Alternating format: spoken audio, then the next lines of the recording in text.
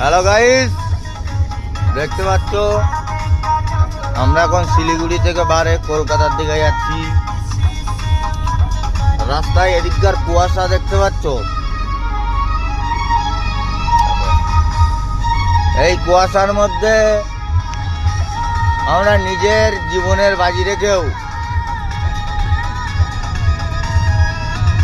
একটা জিনিস এক জায়গা থেকে আরেক জায়গায় নিয়ে যাই। তারপরেও আজকে সমাজের চোখে ড্রাইভাররা বদনাম নাকি। প্লিজ আপনাদের কাছে একটা রিকোয়েস্ট রইল, কোনোদিন কোনো ড্রাইভারের সাথে খারাপ ব্যবহার করবে না।